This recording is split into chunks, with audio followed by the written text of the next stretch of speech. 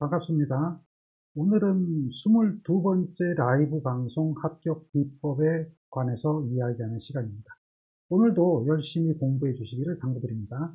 자, 오늘 배울 내용은 부위결선에 관한 내용, 그리고 그 외 삼상들에 관한 내용들을 다뤄볼 수 있도록 하겠습니다. 오늘도 열심히 공부하는 여러분들 되기를 바라봅니다. 자, 먼저 부위결선에 관한 이야기를 좀 할게요. 원래 부위결선이라고 하는 것은 델타 결선 중에 한 대의 상이 고장난 경우죠. 보통 이제 이런 경우는 변압기를 가지고 이야기를 합니다. 발전기의 경우에는 부위결선 발전기라고 하는 것은 없어요. 그런데 변압기라고 하는 것은 델타 결선으로 운전을 합니다. 델타 결선으로 운전하다가 그 중에 한 상이 문제가 생기는 거죠. 원래는 이제 여기에 이렇게 한 상이 더 있는 겁니다. 이렇게 연결되면 델타가 되는 거죠. 여기도 이렇게 연결되면 델타가 되는 겁니다. 그래서 이렇게 델타 결선이 되어 있는 거예요. 그래서 전원과 보아가 다 같이 델타 결선이 되어 있는 그런 상태가 되고, 여기에 흐르는 전류 방향도 이렇게 보면요. 지금 전류가 이렇게 들어오죠. 이렇게 들어오죠. 이렇게 들어오죠. 그래서 전류가 지금 여기에서는 이 방향이 되고, 여기에서는 또 이 방향이 됩니다. 이 방향이 되고, 여기서는 이제 이런 방향이 되는 거예요. 이게 델타로 순환하는 거죠. 그렇게 되는 겁니다. 그럼 여기서도 마찬가지로 전류가 나가잖아요. 나가는 방향이라고 한다면은 이 나가는 방향대로 보면 여기가 이 방향이 되고, 이 방향이 되고, 이 방향이 돼서 델타로 해서 나가는 전류가 간다. 뭐 이렇게 이제 이해를 하면 돼요. 그런데 이게 문제가 생기는 겁니다. 변압기에서만 나타나는 건데, 이 델타 결선 변압기 중에 한 상이 고장이 나는 거예요. 한 상이 고장이 나면 그러면 어떻게 될까라고 하는 거죠. 그래도 여기에 있는 부하가 삼상 부하죠. 여기 있는 이 부하가 지금 삼상으로 그대로 연결이 되어 있는 그런 상태가 됩니다. 이 상태일 때 한 상이 고장이 난다라고 하면 얘가 이제 고장이 난 거죠. 이렇게 고장이 나게 되면 여기에 있는 A상의 전류가 반대가 됩니다. A상의 전류가 반대가 되고 C상은 그대로 있겠죠. 그래서 그 전류가 3상을 그대로 공급을 합니다. 3상을 여기다 그대로, 여기에 3상, 여기도 이렇게 가는 거죠. 그대로 공급을 합니다. 이런 형태로 간다는 얘기예요. 그랬을 때에 여기에 있는 전압이, 원래는 여기가 끊어지기 전에 전압이 있다면, 끊어지기 전에 전압은 이런 전압이잖아요. 이런 전압인데 이것이 끊어져서 없어져 버린다라고 했을 때도 그 전압의 값이, 여기에 있는 전압이 변함이 없다는 거예요. 그냥 그대로 여기에 있는 전압이 그대로 이 두 개의 전압이 합성이 되면서 그대로 전압이 존재하게 되는 그런 형태가 됩니다. 전압의 변화가 없다. 요겁니다. 여기가 끊어지나 끊어지지 않으나, 고장나나 고장나지 않으나 그 전압의 크기가 요 전압이 일정하기 때문에 요 전압의 변함이 없다는 거죠. 실제 왜 변함이 없을까라고 여러분들이 이제 의문을 가질 수가 있어요. 근데 이러한 벡터도를 보면 훨씬 더 쉽게 이해가 되는 거죠. 여기에 보면 전압이 원래는 이제 세 개의 전압이 있는 거죠. 이렇게 삼상 전압이니까요. 얘 하나와 다음 얘 하나와 다음에 여기 하나가 있는 거죠. 이 중에 하나가 고장이 나는 겁니다. 하나가 고장이 나서 없어지면 나머지 두 개가, 예를 들어서 얘가 고장이 나서 없어졌다. 아무거나 괜찮아요? 얘가 고장이 나도 괜찮아요? 얘가 고장이 나도 괜찮아요? 어느 것이나 하나가 고장이 나서 없어졌다 그러면 평형사변형의 법칙이 됩니다. 그러니까 요거하고 요거 두 개 합이 걸리잖아요. 그러니까 평형사변형의 법칙에서 여기에 이 부분을 한번 더 고려해 보세요. 이렇게까지 이렇게 한번 보고 요거 한번 더 보면 이거에 대한 합, 요 벡터와 요 벡터의 합이 이렇게 나타나는 거 알겠죠? 그게 합이 되잖아요. 그러니까 결국 요것이 요 크기하고 똑같아지거든요. 똑같아집니다. 그리고 요게 각도가 몇 도가 되죠? 60도가 되죠. 그래서 정삼각형이 되면서 같아지기 때문에 요 크기나 요 크기는 갖고 방향이 반대죠. 크기는 갖고 방향이 반대가 되는데 이런 형태가 되기 때문에 변함이 없다는 거예요. 그래서 여기서 보면 여기에 있는 이 부분이 끊어지나 끊어지지 않으나 여기에 가해지는 전압, 이 두 전압은 이 전압과 이 전압의 합이 여기에 그대로 가해지는 겁니다. 합이 그대로 가해져 가지고 요 전압이 뭐하고 똑같아진다? 이 A와 물론 이제 벡터에 대한 얘기죠. 이 합이 요 두 개 가해지는데 그것이 곧 뭐하고 똑같다? 이 C하고 똑같다라고 하는 거죠. 넘어가 보세요. 이렇게 넘어가 보면 마이너스 되는 거죠. 마이너스 2C가 되는 거죠. 아까 두 개 합하고 방향이 반대였죠. 방향이 반대니까 마이너스가 돼서 똑같아지는 거예요. 이렇게 이항하면 결국 마이너스 되는 거잖아요. 그렇게 똑같아지는 것을 우리는 알 수가 있다는 거예요. 그래서 델타 결선으로 하면 여기에 있는 전압이 다 상전압과 성간전압이 같았는데 V 결선으로 하면 여기 하나가 없어져도 그냥 그대로 성간전압과 상전압이 같은 형태로 나타난다라고 하는 거예요. 그리고 마찬가지로 전류도 그래요. 전류도 조금 전에는 전류가 이 방향이 되었는데 반대 방향으로 전류가 바뀌게 되죠. 바뀌게 되면서 방향이 반대가 되면서 여기 있는 전류가 이렇게 흘러갑니다. 이렇게. 그렇죠? 요 전류가 이렇게 합쳐서 이렇게 흘러가죠. 요 전류도 이렇게 흘러가는데 쉽게 생각하면 여기 부하가 변함이 없잖아요. 그리고 얘 부하가 평형 3상입니다. 얘가 평형 3상이에요. 그러다 보니까 여기 있는 전류나 요 전류의 크기는 같을 수밖에 없죠. 같을 수밖에 없다라고 하는 거예요. 그런 개념으로 접근이 되는 겁니다. 그래서 V결선을 하게 되면 3상의 전류도 또 부하가 평형이니까 당연히 여기 합이 되더라도 방향이 반대가 됐기 때문에 벡터 합에 의해서 요 전류나 요 전류의 크기가 전부 같은 그런 전류가 흐르고 다음에 끊어져도 여기 걸리는 전압이나 여기 걸리는 전압이나 여기 걸리는 전압이 3상 그대로 걸리기 때문에 하나가 끊어져도 그대로 운전이 가능한 결선이 바로 무슨 결선이 된다? 그렇죠? V결선이 된다라고 하는 겁니다. 자, 이런 V결선에서 물론 이제 여러분들이 이런 벡터를 이용해가지고 증명을 해가면서 열심히 공부를 하면 이런 부분에 대한 이해가 될 겁니다. 그러나 이제 여러분들은 물론 그런 것까지 다 하는 건 좋겠지만 일단은 이 V결선을 하면 성간전압과 상전압이 같아지고 선전류하고 상전류가 같아진다라고 하는 거예요. 그래서 V결선을 했을 때 삼상 출력을 구하거든요. 삼상 출력을 구하는데 이걸 이제 조금 전에 본 벡터 여기에 있는 이 벡터를 이용해서 거기에 위상차를 가지고 각각의 변압기 출력을 구해서 더해준 거거든요. 그런데 여러분들은 그럴 필요 없습니다. 이런 거 증명할 필요 없고 결국은 결론은 이거라는 겁니다. 이거를 기억하자 이거예요. 이거를 기억하자. 자, V결선을 하게 되면 성간전압과 상전압이 어떻다? 똑같다 그랬죠? 그러니까 이렇게 보면 여기 루트 3이 되어 있지만 요거는 지금 1상입니다. 1상. 한 상에 대해서 전력을 구한 거예요. 그래서 한 상의 전력의 몇 배가 된 거죠? 루트 3배가 되는 거죠. 원래 이제 우리가 변압기를 3대를 쓰잖아요. 3대를 사용하면 얘가 뭐가 되는 거예요? 3상이 되는 거죠. 그럼 이렇게 3상이 됐을 때 당연한 이야기입니다. 출력은 몇 배가 됩니까? 출력은 당연히 1상의 몇 배가 됩니까? 3배가 되는 거죠. 여기가 1상이라면 1상의 3배가 돼요. 그러면 2대를 쓰게 되면 V결선은 2대를 쓰잖아요. 2대를 쓰면 원칙적으로는 공급할 수 있는 출력은 여기에 몇 배가 돼야 돼요? 곱하기 2배가 돼야 되죠. 그런데 곱하기 2배가 되는 것이 아니라 1상의 몇 배가 된다? 루트 3배가 된다라고 하는 게 특징이에요. 이게 특징입니다. 잘 기억하세요. 그래서 실제 변압기를 2대를 쓰게 되면 여기 2배의 VI 코사인 세타가 돼야 되는데 이게 실제 나타나는 게 2배가 돼서 나타나는 게 아니라 루트 3배 돼서 나타나기 때문에 이 변압기에 대한 출력비 이게 존재하게 된다는 거죠. 그래서 출력비라고 하는 값, 그 다음에 이용률, 변압기를 얼마나 이용하는가, 그 이용률이라고 하는 그 부분이 존재하게 되죠. 그래서 그 이용률에 대한 값, 이것들을 우리는 기억하게 되는 겁니다. 따라서 우리가 이제 지금 얘기하는 게 출력비와 이용률이 나오는데, 자, 요게 이제 2대 용량이잖아요. 2대는 실제 2대 용량이니까 공급 용량이 되는 겁니다.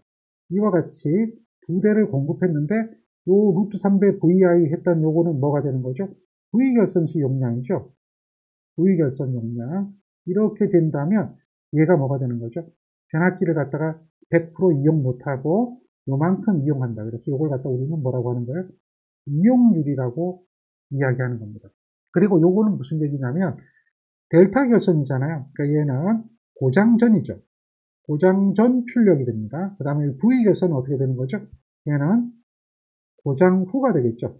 고장 전 출력 델타 결선, 고장 후 출력 V 결선 이렇게 되거든요. 그래서 그 출력의 B, 고장 전분의 고장 후 출력의 B를 이렇게 나타내는 것은 얘는 뭐라고 불러요? 출력 B라고 이렇게 부르는 거죠. 그래서 출력 B와 이용률에 대한 개념, 이것도 역시 이 데이터를 기억하고 있어야 됩니다. 요거는 실기 시험에도 역시 이런 부분을 계산하라 뭐 이런 것들도 많이 출제가 되기 때문에 이 내용을 잘 기억해야 됩니다. 그래서 이런 이야기들이 나오죠. 이 문제는 지금 어떤 문제입니까? 지금 보고 있는 이 문제는 변압기에 대한 이용률 묻는 문제잖아요. 이런 문제는 우리 회로 이론 문제라고 보기보다는요, 이런 것들은 전기기기에서 나와요. 전기기기에 변압기 편이 있거든요. 거기에 보면 변압기 결선이 나오거든요. 거기서 V결선 얘기가 나옵니다. 네, 거기에 관한 이야기가 될 거예요. 그래서 이런 문제가 이렇게 나오는 거죠. 이용률이라고 했잖아요. 2대 용량분의 V결선, 실제 이용하는 그 부하 용량, 그런 개념이 되는 거니까요.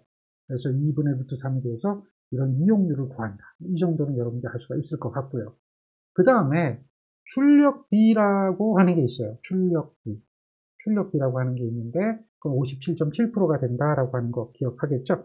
꼭 기억하고. 그 다음에 이런 문제가 나와요. 자, 이 문제는 이제 단상변압기 세대가 있는데, 이게 50짜리 세대예요.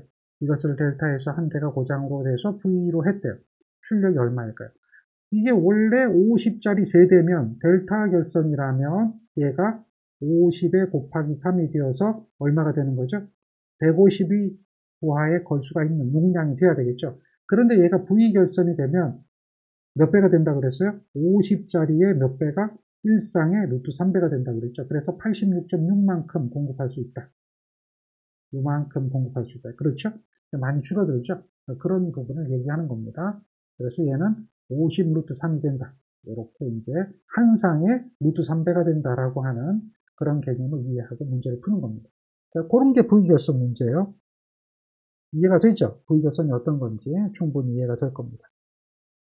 그 다음, 여러분들 이제 실기 때 이 문제 시험에 잘 나오는데 특히 이렇게 그림이 그려지고요.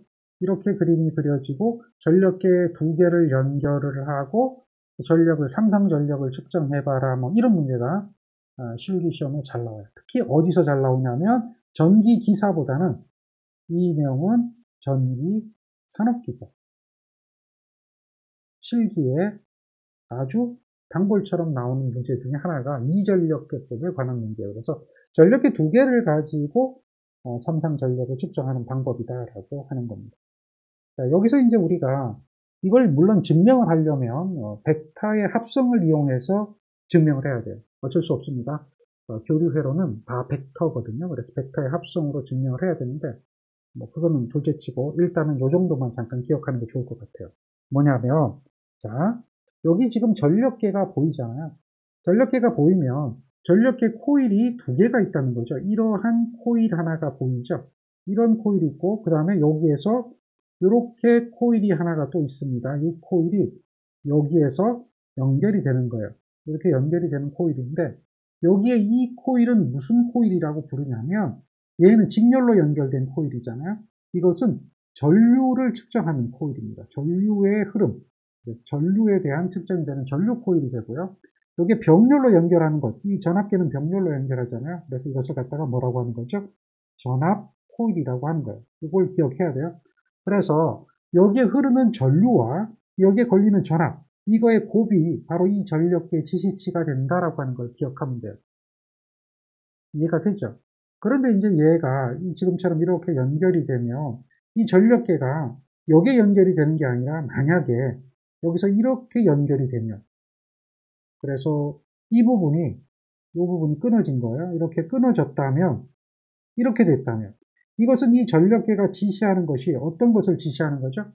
한 상의 전력을 지시하잖아요. 만약에 이렇게 연결이 됐다면 이 전력계는 요거 하나에 대한 일상을 지시하게 된단 말이에요.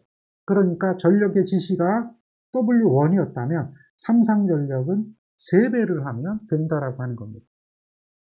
자, 그건 당연한 얘기잖아요. 그런데 그렇게 간단한 거를 문제로 출제하진 않아요. 문제는 뭔가 좀 복잡한 내용을 출제하겠죠. 그래서 뭔가 복잡하게 출제를 하려고 하다 보니까 물론 당연한 이야기가 되는 거예요. 그래서 이것이 이렇게 가는 게 아니에요. 여기로 이렇게 연결되는 형태로 선간에다가 전압을 측정하게끔 만들어준 거예요. 한상보다는 위상이 30도 앞서면서 어떻게 되죠? 선간에 연결이 됐다는 거예요. 그렇게 됐을 때 전력계 두 개를 지금처럼 이렇게 연결을 한 거예요. 이렇게 연결했을 때에 여기에 대한 삼상 전력은 어떻게 될 것인가라고 하는 거죠. 여기 전압과 전류가 나오는데요. 이 전압은 지금 삼상회로에서 선전류에 해당되겠죠. 여기에 걸리는 전압은 얘는 당연히 선간 전압이 되겠죠. 그러면 이 두 개로 가지고는 우리는 뭘 구할 수 있냐면 이거죠. PA는 역률이 없으니까요. 뭐가 됩니까? 선간전압 선전류잖아요. 그러니까 당연히 루트 3배가 되겠죠. 전류와 전압의 곱으로서 피상전력에 대한 볼트 암페어 값을 여기서는 구할 수가 있을 거예요. 자, 이 전압과 전류를 주어진 이유는 바로 이러한 피상전력을 구하기 위해서 주어진 것이다. 뭐 이렇게 이해를 하시면 돼요.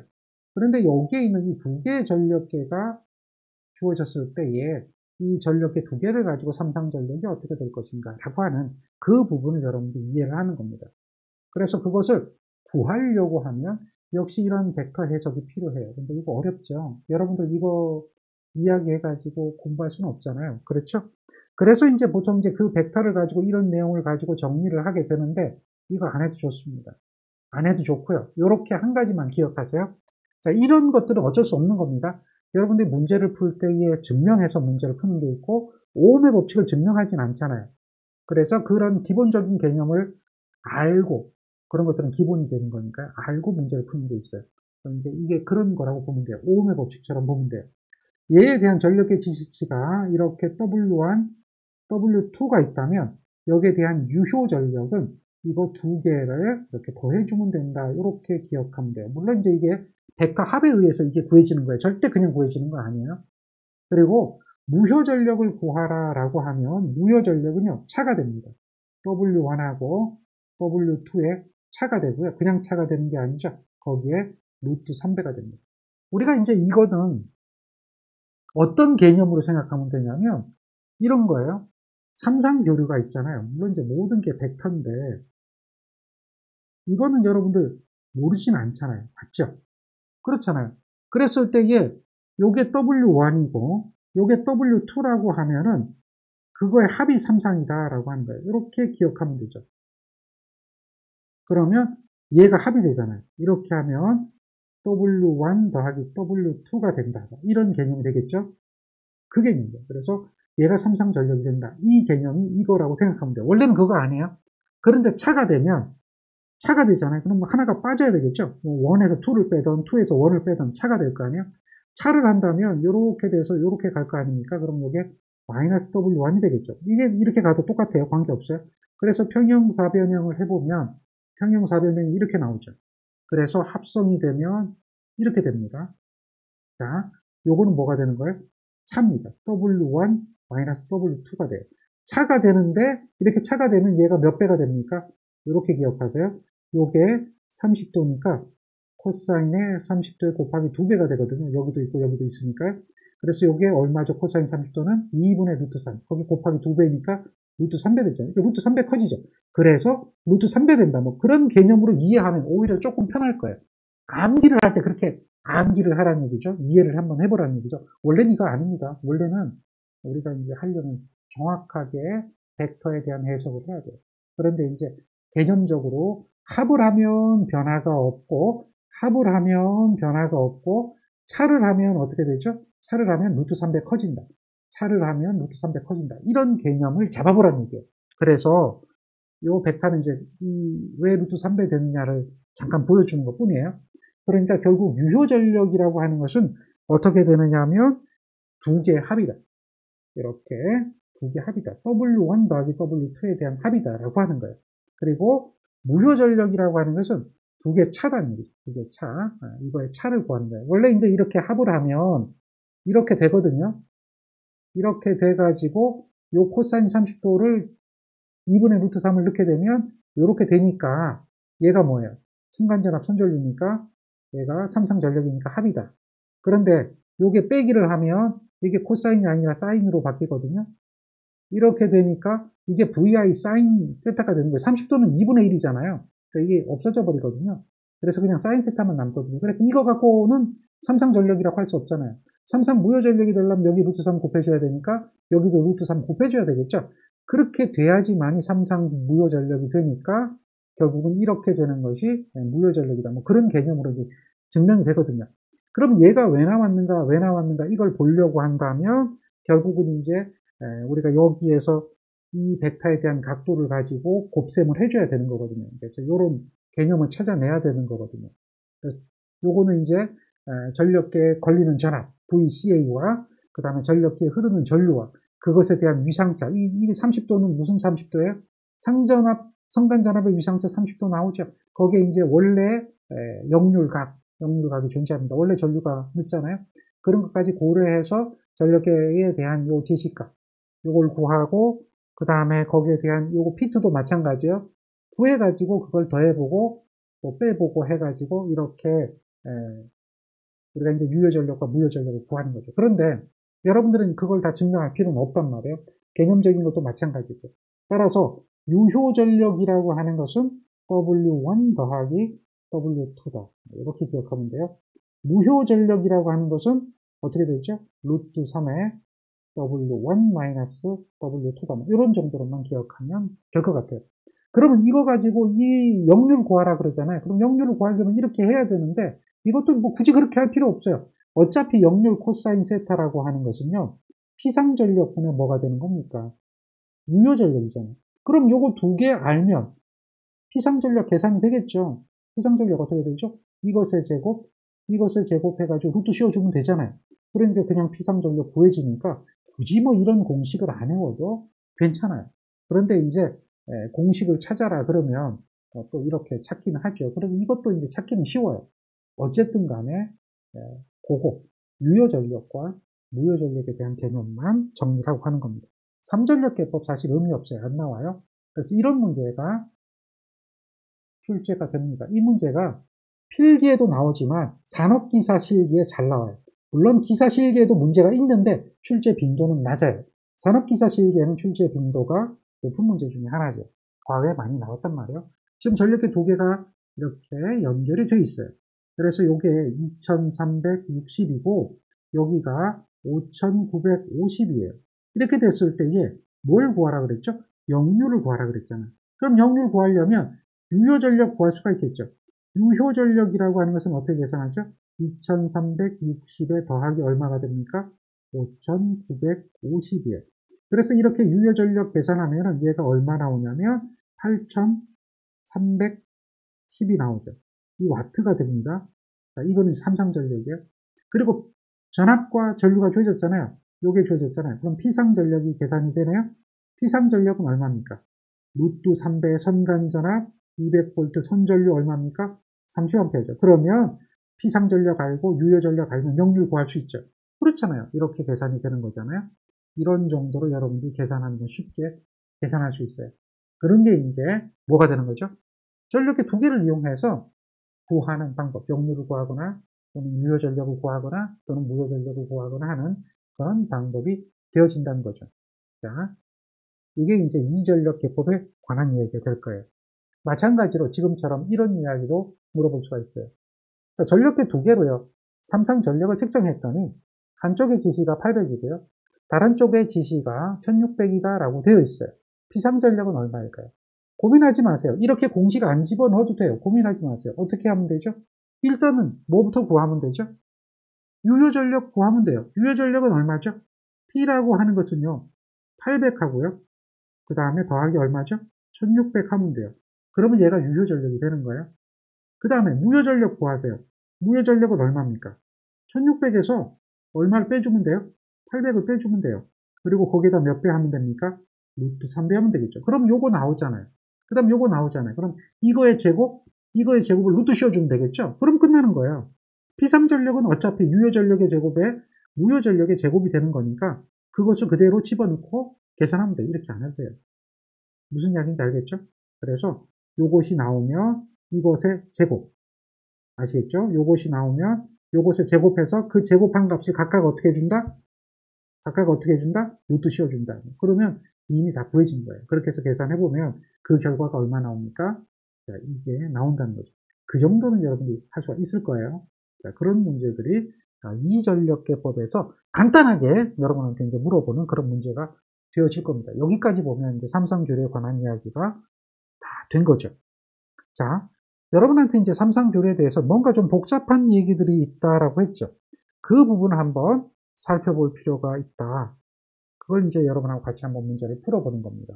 자, 여기 이제 문제들이 뒤쪽으로 쭉 가면 나올 겁니다. 자, 여기 이제 부위결선에 관한 이야기가 오늘 배운 건데요.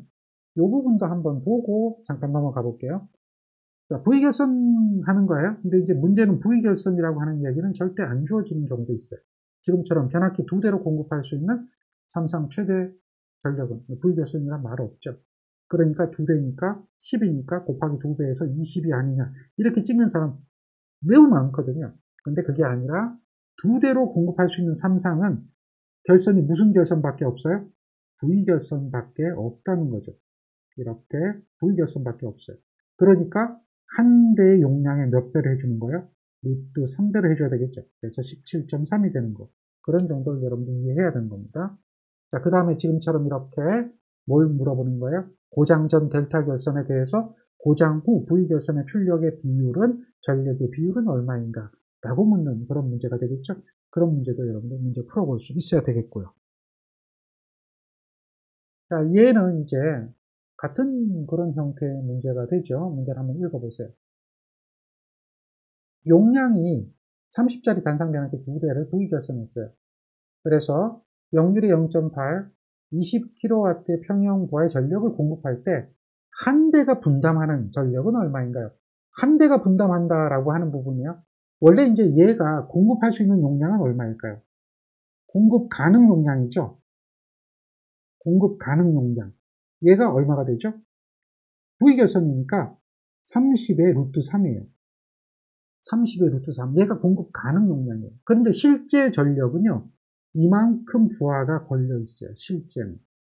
그러면 잘 보세요. 문제는 피상전력을 물어봤기 때문에 얘는 피상전력 당연히 공급 가능 용량은 이만큼이거든요. 그런데 얘는 킬로와트잖아요. 그럼 얘를 피상전력으로 환산하면 20을 뭘로 나눠야 되죠? 역률로 나눠야 피상전력으로 바뀌는 거죠. 피상전력의 역률을 곱하면 킬로와트가 되는 거니까요. 자, 보세요. 피상전력에다가 뭘 곱해야 돼요? 코사인 세타를 곱해야 얘가 와트가 되는 거잖아요. 얘가 유효전력이잖아요. 그러니까 피상전력이라는 것은 역률로 유효전력을 나눠줘야 피상전력이 구해지는 거잖아요. 당연한 이야기가 되겠죠. 그래서 이것을 역률로 나눠줍니다. 얘가 이제 부하가 걸려있는 거잖아요. 그럼 한 대가 분담하는 것은 이것에 얼마를 분담하는 거예요? 루트 3분의 1을 분담하는 거죠. 한 대가 분담하는 것은 이것에 루트 3분의 1을 분담하는 거예요. 그래서 공급할 수 있는 용량은 이만큼을 공급하지만 실제 걸리는 용량은 여기에 이 KVA의 루트 3분의 1만큼 분담하니까 각각 루트 3분의 1씩 분담하는 거예요. 그러니까 얼마가 되죠? 14.4만큼 분담한다. 이렇게 되는 거죠. 그래서 한 대에 걸리는 용량은 실질적으로 걸리는 용량은 이만큼이다. 라고 하는 것을 묻는 거죠. 자, 이해가 되겠죠? 그 다음에 이런 것이 이제 뭐가 되나요? 이런 문제는 전력계에 대한 이전력계법에 대한 역률 구하는 거죠. 잘 보세요. 여기에서 우리가 역률을 구하라 그러면 이 역률에 대한 개념이 이거라고 하는 것은 우리가 알 수가 있을 거예요. 그렇죠? 얘가 역률 맞나요?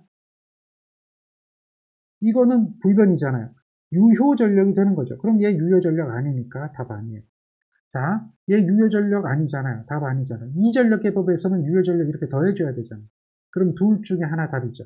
그런데 얘 답 아니에요. 왜냐하면 피상전력이 되려면 루트가 돼야 되죠. P의 제곱에 PR의 제곱이 돼야 되잖아요. 그러니까 루트 있는 거죠. 얘가 답이 되는 거예요. 이거 이렇게 찾으면 돼요. 뭐 어려운 거 없어요. 개념만 아는 거예요. 개념. 이건 답이 아닌 거예요. 이렇게 답이 될 거예요.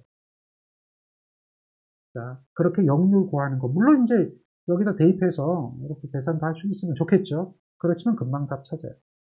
그 다음 좀 지저분한 문제죠. 바로 이런 문제가 여러분들이 고민을 좀 해봐야 되는 어려운 문제에 속하는 겁니다.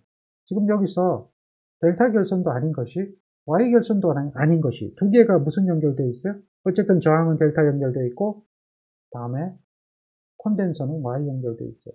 이렇게 됐을 때에 저항이 이만큼이고 콘덴서가 이만큼일 때 역률이 얼마인가라고 묻는 거예요. 그럼 이거의 해법은 어떻게 해야 될까요? 우리가 이렇게 된 회로에 해석하는 방법은 간단해요. 델타 연결된 것을 Y 연결로 등가 변환해라 라고 하는 게 있어요. 델타 연결된 것을 어떻게 해라? Y 연결로 등가 변환해라. 자, 요거의 등가 변환식이 좀 필요해요. 이런 것들을 갖다 우리는 이제 공식이라고 하거든요. 원래 이제 공식을 요거를 유도를 하려면 좀 복잡해질 수밖에 없는 거거든요. 무슨 이야기인지 한번 이렇게 Y 연결로 등가를 해줘야 되는데 이걸 한번 살펴봐야 되겠어요. 그래서 이 개념이에요. 저항이 지금 이렇게 델타 연결되어 있잖아요. 이것을 갖다 똑같은 값을 갖는 Y 연결로 바꿔주는 거예요. 똑같은 값을 갖는 Y 연결로 바꿔주는 거. 이걸 갖다 우리는 뭐라고 하는 거예요? 등가라고 하는 거 기억하죠? 등가 변환이. 등가 변환이 되려면 무슨 얘기냐면 1번과 2번과 3번이라면 여기도 1번과 2번과 3번이라면 여기 1번과 2번에서 합성저항 구하는 거 1번과 2번에서 요 두 단자, 요 3번 단자가 없다고 생각하는 거예요. 여기에 있는 3번 단자가 없다라고 생각하고 1번과 2번 단자, 여기도 마찬가지죠. 3번 단자가 없다고 생각하고 1번과 2번 단자에서 합성저항 구하는 게 여기에 1번과 2번 단자, 여기에 1번과 2번 단자 합성저항 구하는 거고 어떻게 돼야 된다? 똑같아야 된다. 그래서 여기서 요 R12라고 하는 것이 여기서도 요 R12하고 똑같아야 된다라고 하는 거예요. 그러면 여기를 R1, 여기를 R2라고 하면 여기는 R12, 여기는 R23, 여기는 요게 23이 되겠네요. 그 다음에 여기는 3 하나가 되겠네요. 여기가 R31. 이렇게 놨다면 그 값이 서로 같아야 됩니다. 이렇게 되거든요. 그래서 합성저항 구하는 거예요. 여기 있는 이 부분은 이렇게 가면 여기는 이제 고려하지 않는 거고요. 어차피 여기는 개방됐으니까 합성장이 구해지지 않을 거 아니에요. 그러니까 요거 두 개를 더해주는 거죠.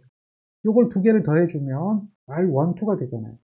R1 더하기 R2는 여기서 이제 요거하고 요게 뭐가 돼 있죠? 여기는 직렬이 되고 그거의 전체 병렬이 되죠. 이건 이렇게 될 거 아니에요.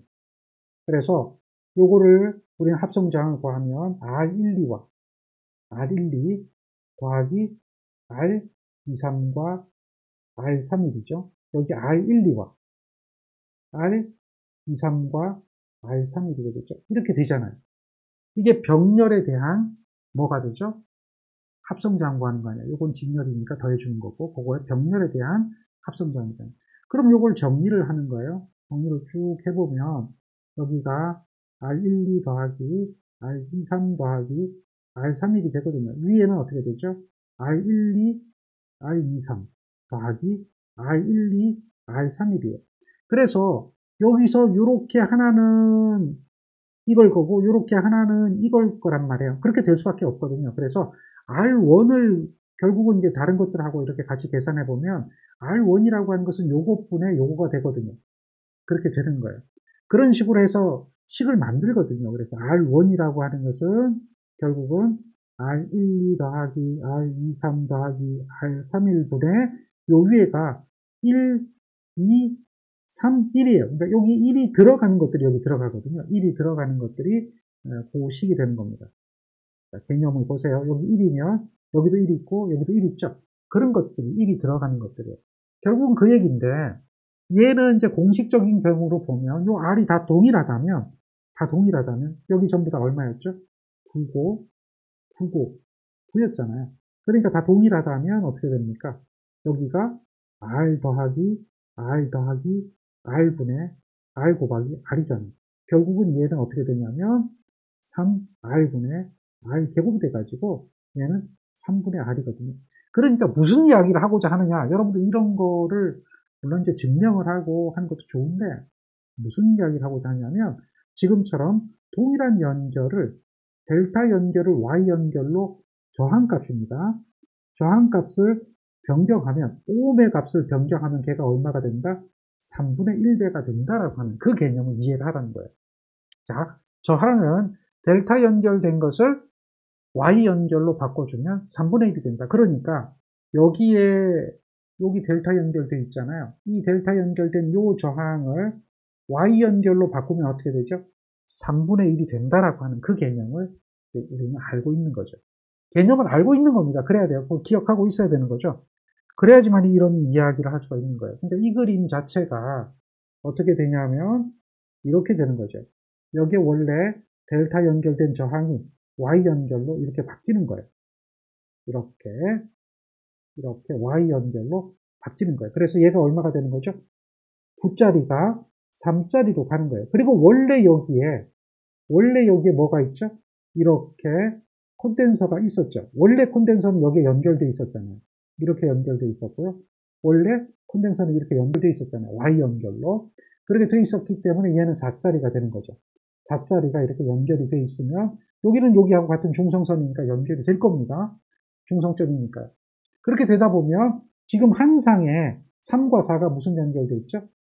3-J의 4가 한 상에 병렬로 연결된 거죠. 얘가 지금 직렬 연결일 때는 그냥 어떻게 되죠? 지금처럼 3-J의 4 하잖아요. 근데 걔가 무슨 연결이 된 거예요? 병렬이 된 거예요. 병렬이. 이렇게 병렬이 된 거예요. 이렇게 되면 이거에 대한 병렬 연결의 역률을 구하는 방법인데 쉬워요. 병렬이면 임피던스를 구하면 되잖아요. 3에다가 -j의 4에 3에다가 -j의 4를 곱해주면요. 얘가 각도가 얼마가 나오는가를 찾으면 돼요. 각도. 여기에 있는 각도가 중요합니다. 이 크기는 역률 구하는데 아무 의미 없어요. 얘가 임피던스잖아요. 한 상의 임피던스죠.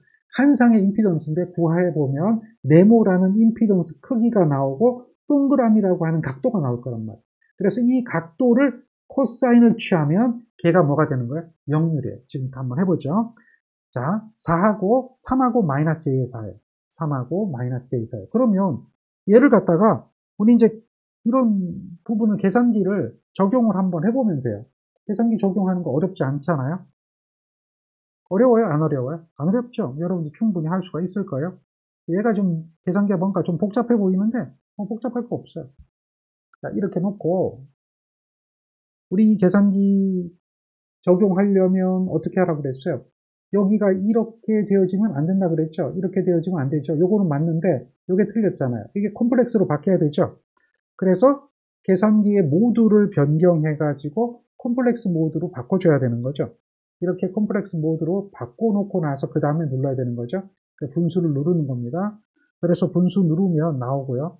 위에는 자 3에다가 곱하기 자, -4 마이너스까지 넣어줘야 돼요. 허수 i 이렇게 해줘야 되겠죠. 자, 요게 요 허수를 대입하려면 요걸 눌러야죠. 요거 누르려면 Shift 누르고 눌러야 되는 겁니다. 그래야지만 되겠죠.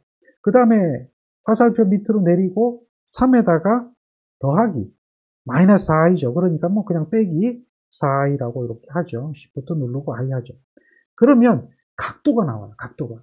크기도 나오고 각도도 나와요. 그러니까 여기 보면 크기는 2.45인데 각도는 36.86이라고 하는 게 나오잖아요. 그러니까 코사인 36.86 역률이 되는 거예요. 코사인 36.86. 코사인 36.86 이렇게 해서 역률을 구하면 얼마가 나옵니까? 그 역률의 값이 나오는 게 0.8이라고 하는 이런 값이 나오죠. 가능한가요? 그렇죠. 그거를 여러분들 그대로 하는 거예요.